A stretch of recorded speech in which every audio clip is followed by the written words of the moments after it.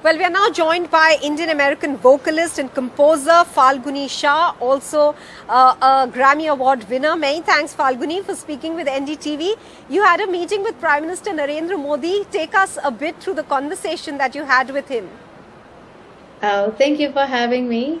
Well, it was funny when I just walked in, he said, Falu! Because my musical stage name is Falu, so he remembers that. And, my parents also call me Falu.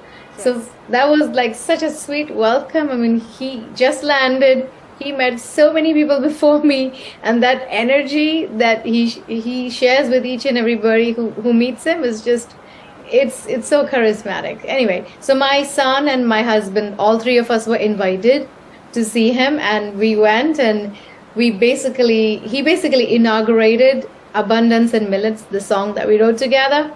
So we had this huge banner and then all the ribbon and everything. So he opened it and we took pictures, and then he was basically talking to my family, as a very personal. He asked my son that's it, you're seeing it there. He asked my son, how old are you, which school, and then we talked about the song a little bit. I said, did the song come as how you had wished? And he said, yes, even better than that. And it's just the excitement all of us have about writing the song and promoting small farmers as well as millets, and through that trying to end hunger worldwide, which is the biggest cause that we have. There he's chatting with it was a very, very nice family. It was just the three of us, so it was very nice and very special.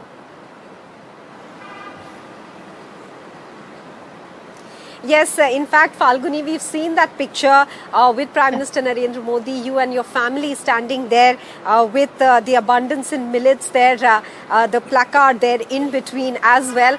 You've given us a sense of how this Abundance in Millets came about, the idea that millets should be adopted as by the United Nations to be declared as the International Year of Millets 2023, to be declared that.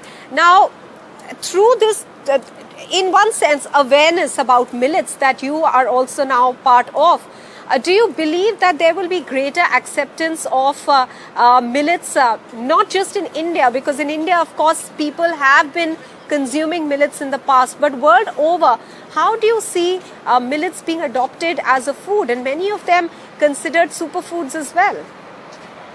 I think it's already, when we released the song, like we were bombarded with people who are not Indians asking us, what is millets, right? So it's not something, I live in America, so it's not something every American knows and eats. But now, because of this song and the popularity it's gauging, I think a lot of people are starting to wonder, what does this grain really do? Where can we buy it?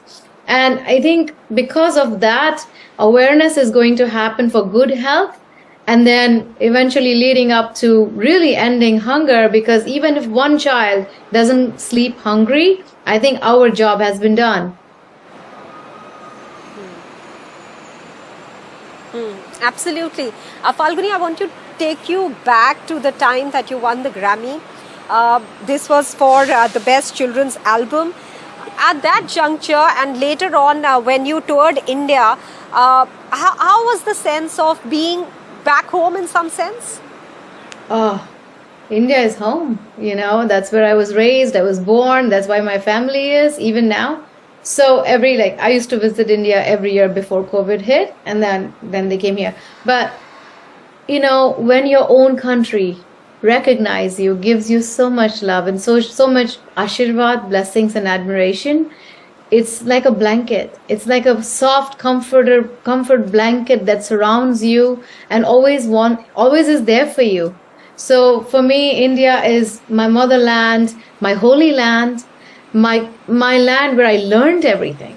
And coming back home after the first victory in the Grammys, and then meeting Prime Minister, and then him commissioning me to do this song, it was, and also writing with us, not just telling me to do it, but writing with us, just everything. It was like I didn't ever imagine this, but it happened. And with this cause of ending hunger, we just hope more and more people consume and grow and eat millets. so that more and more people can go to bed not hungry.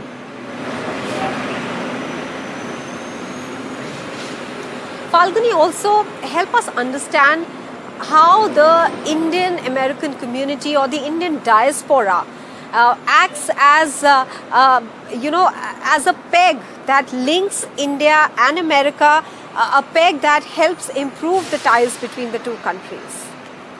I think it's a huge contribution. Indian Americans in India love India. I know they left it, like my in-laws moved here, so they left it in the 70s or 80s or 60s, but they have brought with them the elements, the folk music, the culture, the richness, the heritage of India here. And now we're trying to pass it on to our children, like my son learns Indian classical music. Like sometimes I post his videos on my Falu Music website and Instagram and all that. If you can follow it on Falu Music.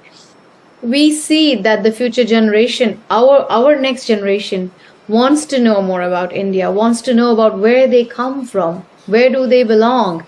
And I think the community helps immensely bridging the two countries, because we represent India in America. And we try to do it with the bestest of our ability. I'm not saying we know everything. We're learning as we go.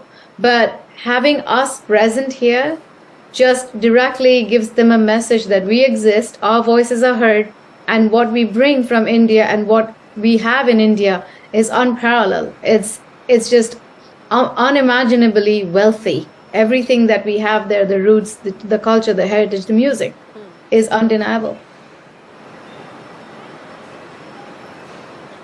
One last final question to you. How significant is the role, would you say, of cultural diplomacy? I mean, you're an artist yourself, and we are going to see the International Day of Yoga on the 21st of June, the celebrations that the Prime Minister will lead.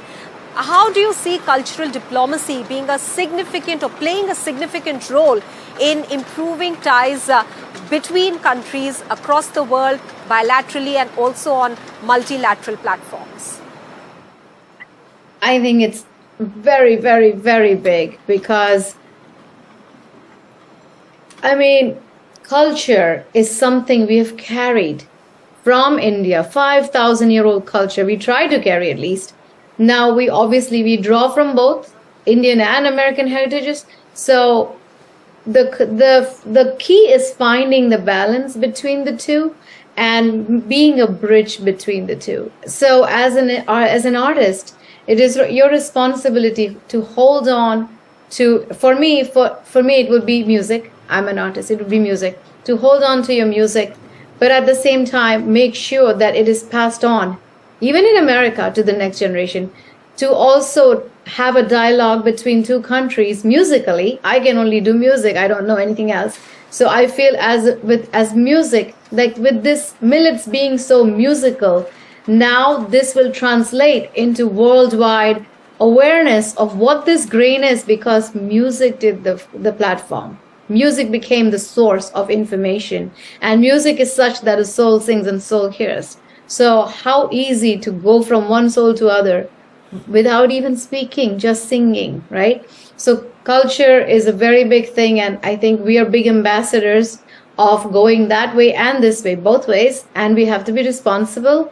We want to spread millets, we want to spread the love for this super grain.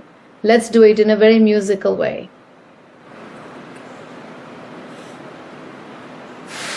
Falguni Shah, or shall I call you Falu as well? Many thanks for joining us here on this conversation. Thank you so much for having me. You can follow me at Falu Music.